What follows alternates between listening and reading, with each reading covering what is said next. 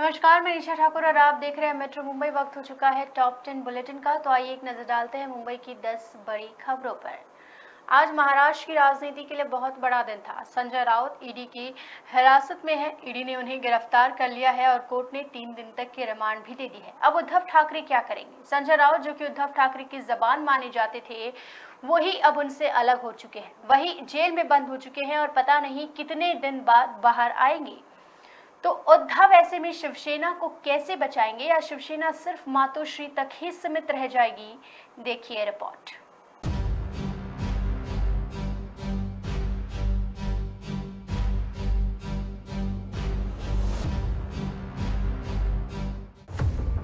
महाराष्ट्र की राजनीति में ब्लॉकबस्टर शोले की पिक्चर शुरू है। संजय राउत के अरेस्ट होने के बाद उद्धव ठाकरे का बायां हाथ अलग हो गया है। अब बीजेपी नेता किरीट समैया की निर्दलीय विधायक रवि राणा की माने तो अनिल परब के गिरफ्तार होने की संभावनाएं हैं। अगर ऐसा होता है तो उद्धव ठाकरे की हालत शोले के ठाकुर जैसे हो जाएगी। आगे बीएमसी का चुनाव है। ऐसे में शिवसेना के ठाकुर को अपना अस्तित्व बचाने के लिए जय और वीरू की जरूरत है। संजय राउत उद्धव ठाकरे की जुबान थे। वे जो बोलते थे समझिए वो उद्धव ठाकरे बोल रहे थे, या इससे आगे जमकर समझिए तो उद्धव ठाकरे भी जो बोलते थे वो संजय राउत के ही शब्द हुआ करते थे। इसीलिए हाल में उद्धव ठाकरे का जो इंटरव्यू हुआ था उसकी खिल्ली भी बीजेपी ने ये कहकर उड़ाई थी कि सवाल भी उन्हीं का और जवाब भी उन्हीं का। ये इंटरव्यू है या तमाशा।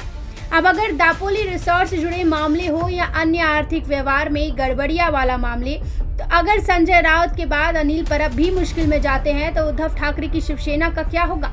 फिर तो एकनाथ शिंदे के जाने के बाद उद्धव के पास बचे हुए 2 बाजू अलग हो जाएंगे। शिवसेना की मुंबई की केबल इंडस्ट्री में मजबूत पकड़ है।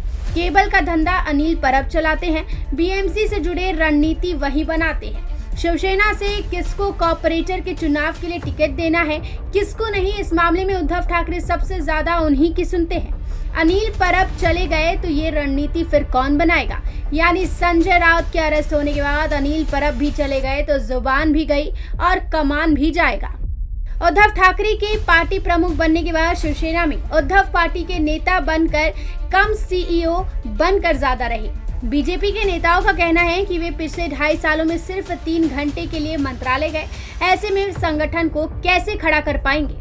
शिवसेना में कुछ लोगों के हाथ में कमान थी, वही पार्टी चला रहे थे। उनमें संजय राउत भी थे। संगठन तो शिंदे ले गए हैं। ये बात अलग है कि उद्धव कैंप के कुछ लोग कहेंगे कि संगठन का मतलब सिर्फ विधायक और सांसद नहीं होते, हजारों लाखों कार्यकर्ता होते हैं। पर इतना तो मानना ही होगा कि कार्यकर्ताओं को नेतृत्व देने वाला नेता ही होता है। एकनाथ शिंदे के पास जो था, जितना था, संगठन उन्हीं के हाथ था। न सिर्फ थाने बल्कि महाराष्ट्र के ग्रामीण इलाकों में संगठन पर पकड़ रखने वाले एक वही थे। अब बचता है मुंबई का आखिरी किला।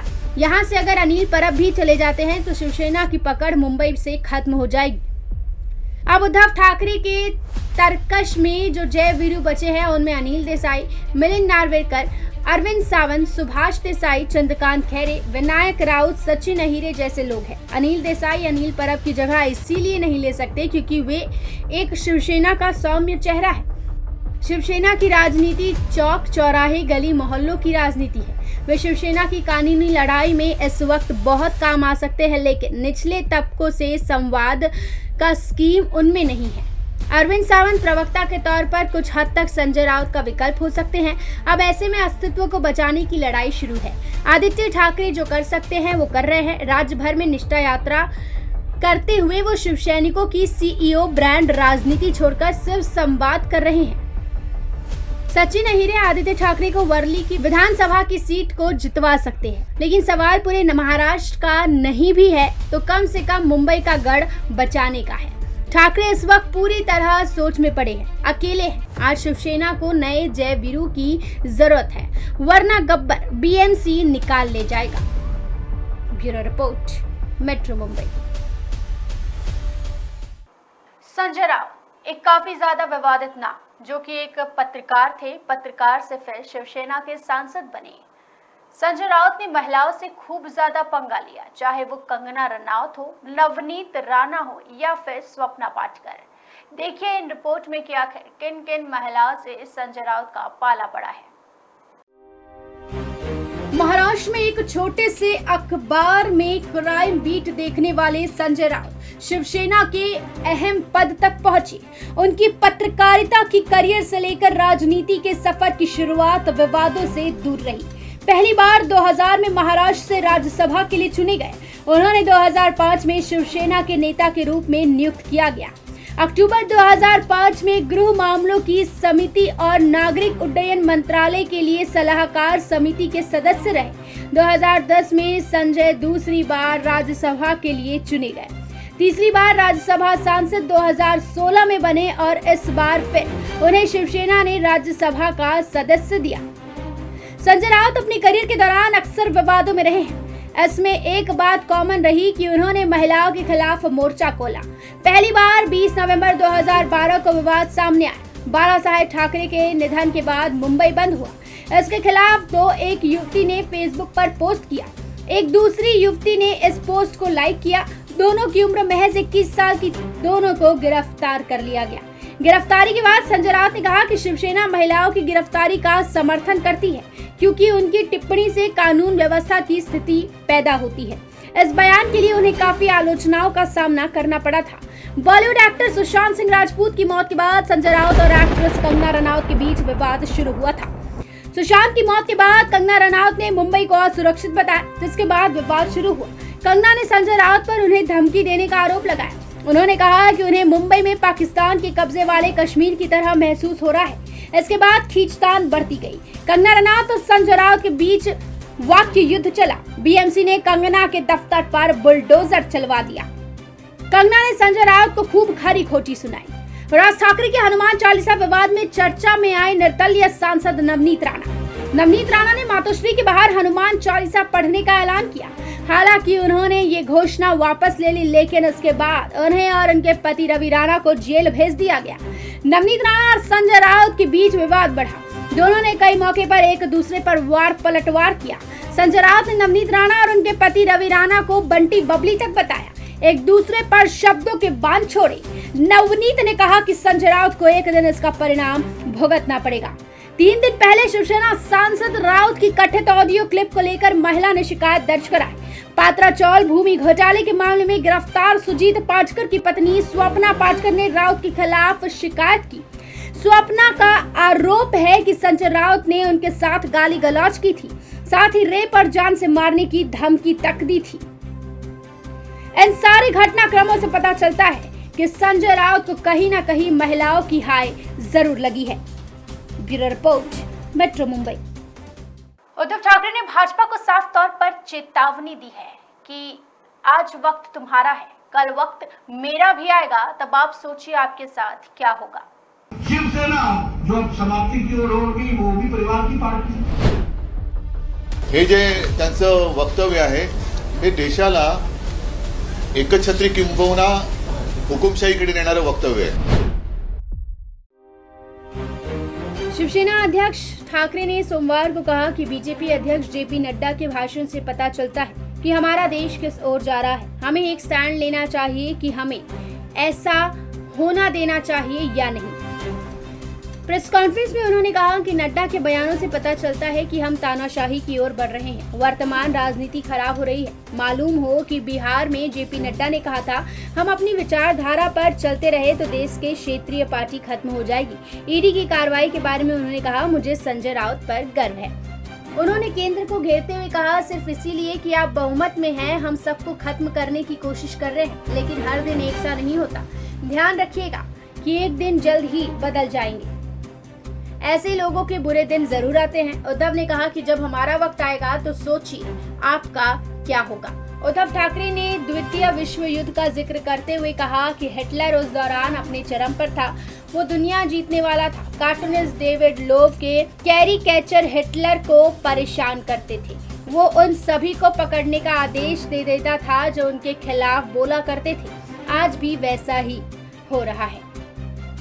Bureau report, metro Mumbai. तो भाजपा अध्यक्ष जेपी नड्डा के एक बयान से महाराष्ट्र की राजनीति में भूचाल सा आ गया है। जेपी नड्डा ने एक कार्यक्रम में कहते हुए साफ कह दिया कि महाराष्ट्र में शिवसेना समाप्ति की ओर है। देश में सभी परिवारवादी पार्टियां खत्म होंगी, सिर्फ बीजेपी रहेगी। महाराष्ट्र में जहां शिवसेना में अभूतपूर्व फूट देखने को मिली, वहीं दूसरी ओर भाजपा के राष्ट्रीय अध्यक्ष जेपी नड्डा ने एक बड़ा बयान दिया है। नड्डा ने कहा कि वंशवाद पर आधारित शिवसेना भी महाराष्ट्र से गायब हो रही है और अब केवल भाजपा ही रहेगी। उन्होंने रविवार को पटना में भाजपा के एक कार्यक्रम में बोलते हुए यह बयान दिया। ऐसे में अब राजनीतिक गलियारों में चर्चा शुरू हो गई है। महाराष्ट्र के राष्ट्रीय अध्यक्ष जेपी नड्डा ने बिहार के कुछ जिलों में भाजपा कार्यालयों का उद्घाटन किया है। नड्डा ने इस मौके पर पदाधिकारियों और कार्यकर्ताओं को संबोधित करते हुए कहा कि भाजपा की ताकत बढ़ रही है और देश में सिर्फ भाजपा ही रहेगी। नड्डा ने आगे कहा कि फिलहाल किसी भी दल में भाजपा के साथ दो हाथ करने की क्षमता नहीं है। अब भाजपा के खिलाफ लड़ने के लिए कोई राष्ट्रीय दल नहीं बचा है। नड्डा ने यह भी कहा कि कांग्रेस 40 साल बाद भी बीजेपी को चुनौती नहीं दे सकती, क्योंकि पार्टी की विचारधारा मजबूत है और जो लोग 20 साल से जिस पार्टी में हैं, उसे छोड़कर भाजपा में शामिल हो रहे हैं। नड्डा ने क्षेत्रीय दलों पर भी हमला बोलते हुए कहा कि कांग्रेस अब देश से खत्म होती जा रही है। बीजेपी की लड़ाई वंशवाद और भाई भतीजावाद के खिलाफ है। समाजवादी पार्टी उत्तर प्रदेश में एक वंशवादी पार्टी है, वहीं हम बिहार में राष्ट्रीय जनता दल के साथ दो हाथ कर रहे हैं। नवीन पटनायक की पार्टी ओडिशा में एक सदस्य पार्टी है। महाराष्ट्र में भी शिवसेना खत्म हो रही है और पार्टी में वंशवाद चल रहा है। नड्डा ने आलोचना करते हुए कहा कि कांग्रेस अब भाई और बहन की पार्टी बन गई है। नड्डा ने कहा कि देश में लोग बीजेपी को स्वीकार कर रहे हैं। अब बीजेपी देश के 18 राज्यों में सत्ता में है। पूर्वोत्तर भारत में पहले भाजपा के कार्यकर्ता थे, हालांकि अब वहां भी बीजेपी सत्ता में है। नड्डा ने यह भी विश्वास व्यक्त किया कि भाजपा दक्षिण में तेलंगाना में सत्ता में आएगी। बीजेपी की एक विचारधारा है, उसी के आधार पर लोगों को जोड़ा जा रहा है। उन्होंने यह भी कहा कि बिना विचारधारा वाली पार्टियां खत्म हो गई है या खत्म हो रही है। मेट्रो मुंबई के लिए राजेश सोनी की रिपोर्ट। मुंबई के अंधेरी रेलवे स्टेशन पर आरपीएफ ने एक महिला चोर को गिरफ्तार किया है, जो लोकल ट्रेन में चोरी करती थी। आजकल अंधेरी स्टेशन से आए दिन चोरी की घटना सामने आती रहती है। ऐसी एक घटना फिर सामने आई है, जहां पर यात्री द्वारा 2 मोबाइल चोरी का मामला दर्ज किया गया है। इन दोनों मामलों में क्राइम टीम स्टाफ HC नवीन कुमार, सिटी अनुज गुज्जर द्वारा CCTV की जांच की गई। इन दोनों ही मामलों में एक ही संदिग्ध महिला को देखा गया है। इसकी लगातार जांच के बाद टीम ने महिला अश्विनी सिंधे के साथ एक संदिग्ध महिला को हिरासत में ले लिया है। पूछताछ और CCTV फुटेज दिखाने के बाद महिला ने अपना अपराध स्वीकार कर लिया है।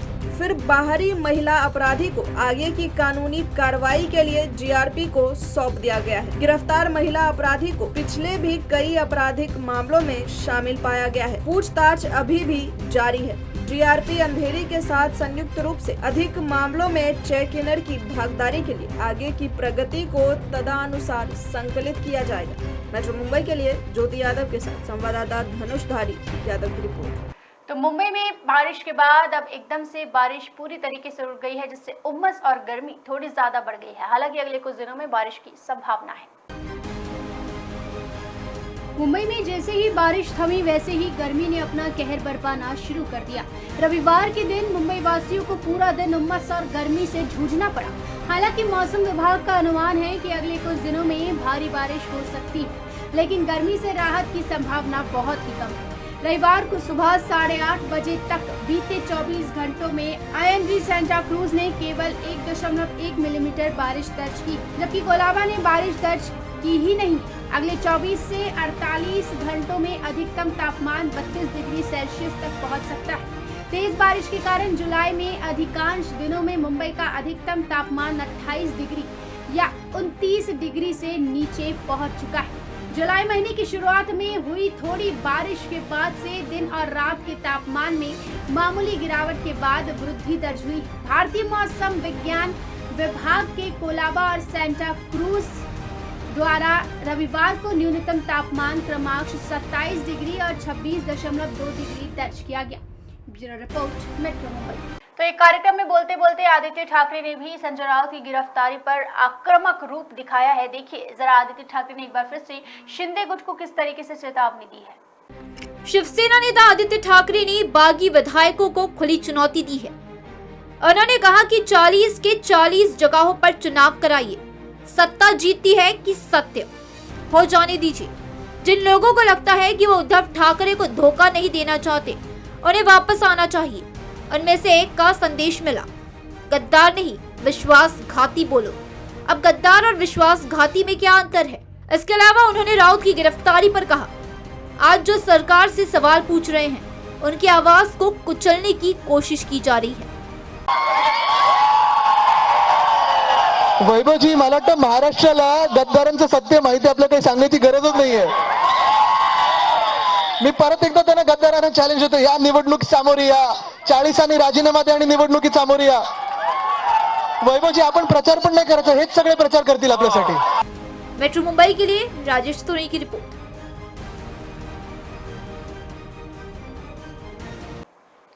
तो मुंबई घरों पर महंगाई की मार एक बार फिर से आज से गोकुल दूध महंगा हो गया है। मुंबई में आज से गोकुल दूध खरीदना महंगा हो गया है। दरअसल गोकुल दूध संघ ने आज से फुल क्रीम मिल्क और गाय के दूध के रेट में इजाफा कर दिया है। पहले से महंगाई के बोझ तले दबे मुंबईकरों की जेब आज से और ज्यादा ढीली होने जा रही है। दरअसल राज्य की लीडिंग डेयरी सहकारी संस्था गोकुल ने 1 अगस्त से मुंबई और पुणे समेत सभी केंद्रों पर फुल क्रीम दूध के दाम बढ़ा दिए हैं। बता दें कि गोकुल के फुल क्रीम दूध के रेट में 2 रुपए की बढ़ोतरी की गई है, जिसके बाद आज से मुंबई में गोकुल का फुल क्रीम मिल्क महंगा हो गया है। अब शहर में गोकुल फुल क्रीम मिल्क 64 रुपए से बढ़कर 66 रुपए प्रति लीटर हो गया है। गौरतलब है कि 15 महीनों में ब्रांड की तीसरी बढ़ोतरी है। वहीं गाय के दूध की कीमत में 1 रुपए की बढ़ोतरी की गई है। दूध के दाम बढ़ाए जाने से किसानों के साथ ही गोकुल दूध संघ को भी मुनाफा होगा। हालांकि आम आदमी की जेब पर अतिरिक्त भार बढ़ेगा। कोल्हापुर जिलाधिकारी दूध उत्पादक संघ के एक वरिष्ठ अधिकारी ने कहा कि मानकीकृत दूध और टोन दूध जैसी अन्य मिल्क वैरायटीज के रेट नहीं बदले गए हैं। पशुओं के चारे के साथ ही उनके रखरखाव की लागत में भी इजाफा हुआ है। इसी को देखते हुए दूध के खरीद मूल्य में बढ़ोतरी करने का फैसला लिया गया। अधिकारी ने ये भी कहा कि इसके अलावा अब जब बाजार पूरी तरह खुल चुके हैं तो दूध आधारित वस्तुओं की मांग सप्लाई को पार कर रही है, जैसे कि होटल और व्यवसाय फिर से शुरू हुए।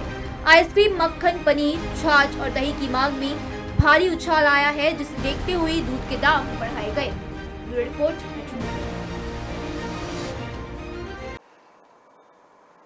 तो रानीबाग में अब मुंबई का मगरमच्छ का लुत्फ कुछ अलग तरीके से उठा पाएंगे। क्या है बीएमसी की ये योजना, देखिए रिपोर्ट। मुंबई के रानीबाग में पर्यटकों को आकर्षित करने के लिए बीएमसी मगरमच्छों और घड़ियालों की अंडर वाटर व्यूइंग बना रही है। ये 4500 वर्ग मीटर में बन रहा है और इसका 80% काम भी पूरा हो चुका है। मुंबई में ये एशिया का पहला मगरमच्छ घड़ियाल अंडर वाटर व्यूइंग कॉन्सेप्ट होगा। भाईखला स्थित वीर माता जीजाबाई भोसले प्राण उद्यान के निर्देशक डॉक्टर संजय त्रिपाठी ने बताया कि इसमें 5 मगरमच्छ और 5 घड़ियाल रखे जा सकेंगे। इसके साथ ही पर्यटकों के लिए डेक व्यूइंग भी होगा। इस प्रोजेक्ट पर बीएमसी 20 करोड़ रुपए की राशि खर्च कर रही है। इस साल के आने वाली दिवाली तक इसे लोगों के लिए खोलने की योजना है। रानीबाग में अभी 5 मगरमच्छ और 2 घड़ियाल को रखने की योजना है। इन मगरमच्छों को बाहर से मंगाया जाएगा। वहीं घड़ियाल उड़ीसा के नंदनकाना नेशनल पार्क, सोलापुर जू या मद्रास क्रोकोडाइल जू से भी मंगवाए जा सकते हैं। इस मामले पर डॉक्टर त्रिपाठी ने बताया कि अब तक मगरमच्छ को लोग तालाब में आधा अधूरा देखते हैं। वाटर व्यूइंग बनने के बाद लोग ऊपर से तैरते मगरमच्छ और घड़ियाल भी देख सकेंगे। उन्होंने कहा कि यहाँ नदी और झील जैसे वातावरण तैयार किया जाएगा। इसमें बालू, मिट्टी, घास फूस और पत्थर के टुकड़े होंगे। अगर मगरमच्छ पानी से बाहर आता है तो लोग डेक पर खड़े होकर इसे देख सकेंगे। Bureau report, metro Mumbai. तो अब रेलवे स्टेशन के आसपास के जगहों में सब्जियां नहीं बल्कि फूल उगाए जाएंगे, यानी कि खूबसूरती और भी ज्यादा बढ़ेगी। अब मुंबई की रेल पटरियों से सटी जमीन पर सब्जियां और फूल उगाए जाएंगे। रेलवे अधिकारियों ने कहा है कि पटरियों के किनारे लगे फूलों के पौधे यात्रियों को और अधिक सुखद एहसास देंगे। साथ ही गंदे पानी का उपयोग करके सब्जियां उगाने की समस्या भी समाप्त होगी। मध्य रेलवे ने अपने मुंबई उपनगरीय नेटवर्क पर रेल पटरियों से सटी खाली जमीन पर सब्जियां उगाने की अपनी मौजूदा प्रणाली को खत्म करने और इनके स्थान पर फूलों के पौधों और सजावटी पौधे लगाने का फैसला किया है। भारत के सबसे भीड़भाड़ वाले शहरी क्षेत्र में मौजूदा इन पटरियों के किनारे सब्जियों की खेती कभी आकर्षण का केंद्र हुआ करती थी, लेकिन इसे आलोचना का भी सामना करना पड़ा जब ये पाया गया कि कई जगहों पर करीब से बहने वाले गंदे पानी से सब्जियों की सिंचाई की जाती है। अधिकारियों ने कहा कि सब्जियों के खेतों को फूलों की क्यारियों से बदलने के कदम से रेलवे मार्ग की सुंदरता बढ़ेगी। उन्होंने कहा कि मुंबई मंडल में लगभग 115 स्थानों पर 150 एकड़ रेलवे भूमि पर फूलों की खेती करने की योजना है। पिछले कई दशकों से रेल की पटरियों के किनारे खाली पड़ी जमीन पर पालक, मेथी और भिंडी जैसी हरी सब्जियां उगाई जा रही थी। इन खुले स्थानों को अतिक्रमण से बचाने के लिए रेलवे ने अपने कर्मचारियों को ग्रो मोर फूड योजना के तहत वहां पट्टे पर खेती करने की अनुमति दी। हालांकि इस बात पर आपत्ति जताई गई थी कि अक्सर सिंचाई के लिए गंदे पानी का उपयोग किया जाता है। रेलवे अधिकारियों ने कहा कि पटरियों के किनारे लगे फूलों के पौधे यात्रियों को और अच्छा एहसास देंगे। साथ ही गंदे पानी का उपयोग करके सब्जियां उगाने की समस्या खत्म हो जाएगी। मध्य रेलवे के मुख्य जनसंपर्क अधिकारी शिवाजी सुतार ने बताया कि रेलवे की जमीन पर सब्जियों की खेती के लिए जारी मौजूदा लाइसेंस का अब नवीनीकरण नहीं करने का फैसला किया है। इसके बजाय पट्टे पर ली गई रेलवे भूमि पर फूलों, औषधियों, जड़ी बूटियां और सजावटी पौधों की खेती की अनुमति दी जाएगी और इसके लिए मध्य रेलवे के मुंबई मंडल में लगभग 115 स्थानों पर 150 एकड़ भूमि की पहचान की गई है। Bureau report, metro Mumbai. ये थी मुंबई की 10 बड़ी खबरें और आप देख रहे थे टॉप 10 बुलेटिन। रोज रात मेरे साथ देखिए मुंबई की टॉप 10 बुलेटिन सिर्फ मेट्रो मुंबई पर। कमेंट कर अपनी राय जरूर बताएं।